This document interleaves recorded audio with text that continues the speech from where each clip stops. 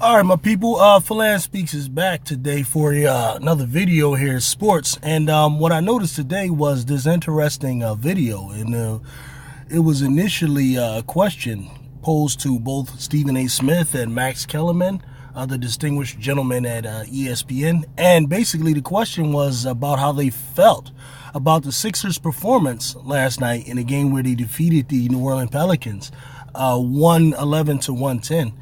And Max Kellerman had a very strange answer, which I'm going to chime in on. And let's see. Ben Simmons got to get away from Joel Embiid. And it's not about either of them being bad dudes or not wanting to play well together or whatever. And they're both exceptional, generational kind of talents. But I look at Ben Simmons. If LeBron James is no longer the best player in the world, who is right now? Who is? If LeBron James, it's a pop quiz. Yeah. Giannis? Giannis. That's the correct. If LeBron James ain't the best in the world, Yeah. Giannis just overtook him. Giannis is averaging 27, 13, 6, 1.5, 1.5 with 58% from the field. And great defense. When I look at Ben Simmons, I see a version of Giannis. I see a ball handler with exceptional court vision, laser pinpoint passing, explosive to the rack. Doesn't like to shoot it. Can really defend. Not quite as aggressive as Giannis. Not quite as long. But he's something like that. He's something like LeBron as a younger player. Something like Giannis. He's a tremendous talent. And how did Giannis really get fully exploited? Or rather, how did they exploit his skills to the fullest and his talent? By clearing everyone out. The lane is clear. You got shooters all around him. And for Ben Simmons to truly flourish, to truly blossom, to become the best version of what he can be, I don't think Joel Embiid in the middle, and who is so damn good, you can't not kind of base your offense around Embiid.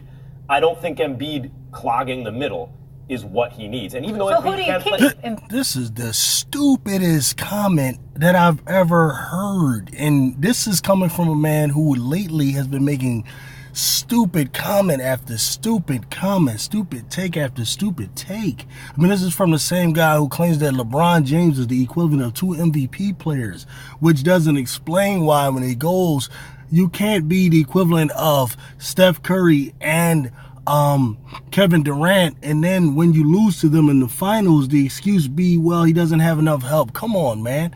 And this right here is ridiculous. Max Kellerman, first of all, basketball is a team sport. It's 5-on-5. It is not 1-on-1. So it's not about what Ben Simmons needs to flourish in average Giannis type numbers. It's not about that. It's about how you put a team together that will enable them to win games and win championships.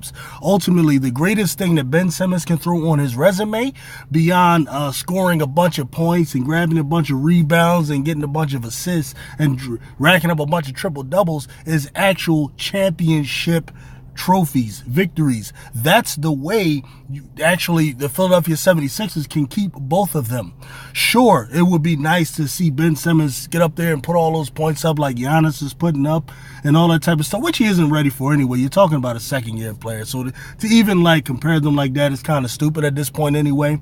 But the reality is that it would be a disastrous move to move Ben Simmons or Joel Embiid, for the simple fact that these two guys, the first year they were put together last year, which was the first year the Sixers actually tried to win, these two guys, this duo with basically shooters around them, I mean Covington and Ilya and Dario Saric, around them, and JJ Redick, led to 52 wins and a second-round berth in the playoffs and an exit to the Boston Celtics.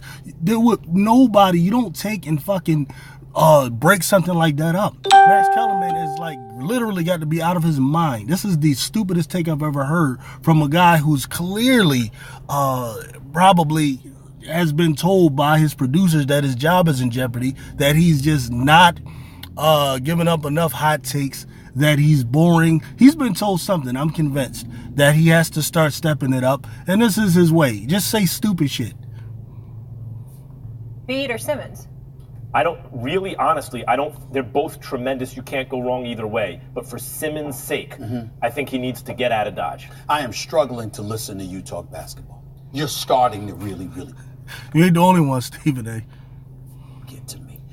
Ben Simmons, please. You know what? You could call it advanced all you my want ideas to. catching on. You know what? You're clueless. Okay. Ben Simmons and Joel Embiid need to separate.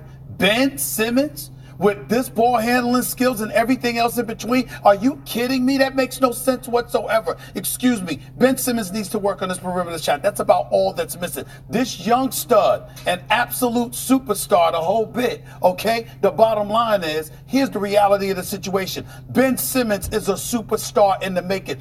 God help anybody if this man gets a jump shot. Everything else is there. And oh, by the way, his defense has been stellar. Ben Simmons plays defense. When you consider what Joel Embiid brings to the table, I'm not separating those two, number one. But I give you... At all. Throughout the history of basketball, if you look at prior to the way modern, way they play today, before, the Steph Currys and the James Hardens who hasn't won anything, but before these guys were throwing up all those threes, basically the formula for creating a championship team always stemmed with having a dominant big man and a smart point guard. And this is what the Philadelphia 76ers have. There's no way in the world they would be going in the right direction by separating these two. It's stupid. It's hard enough to get two great talents like this. I'll give you credit for this. The subject, which was the main subject, I cannot believe you got me to sit up there and change my focus and what I want to talk about, because you brought up the Greek Freak. I'm sorry, I'm not giving Greek Freak saying that he's better than Kevin Durant. Why he is? He's not. Yeah, I'm not either. That's very debatable, Stephen A. You're correct. Let me tell you something right now. He's better than Kevin Disrespect Say it. that you It feels show good. Kevin Durant. It's blasphemous. If I put you on a lie detector test, you would say no.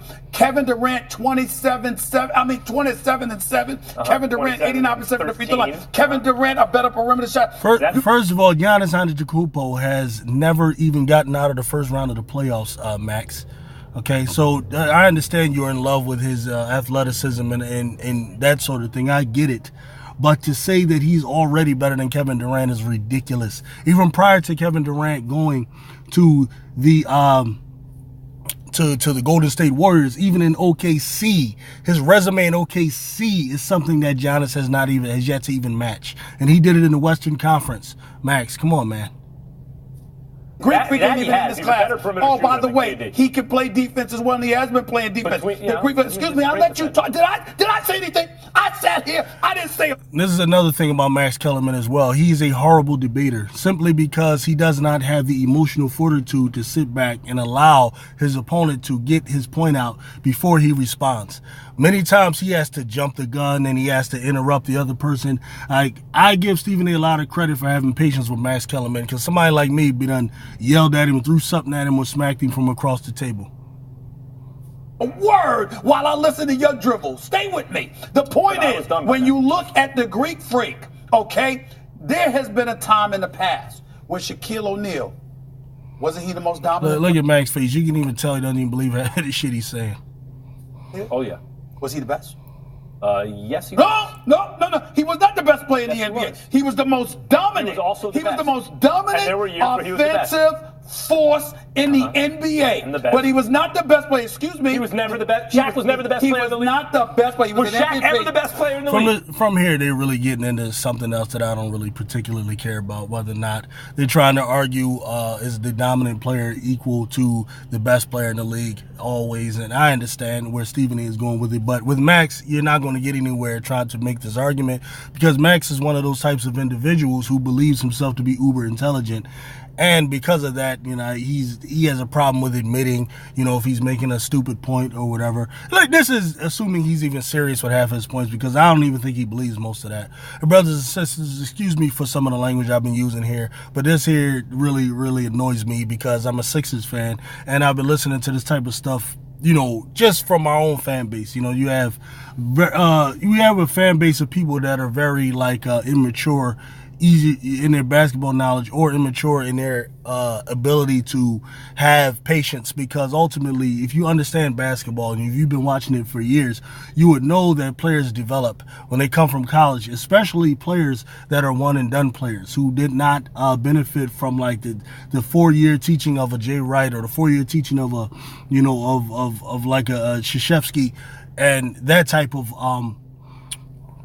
the type of knowledge and the type of practice that comes with that. So with the Ben Simmons, or even with the Joel Embiid, who didn't start playing basketball till the age of 14, I believe it was, you have to be very patient with them, with their turnovers. You have to be patient with the stupid mistakes they may make.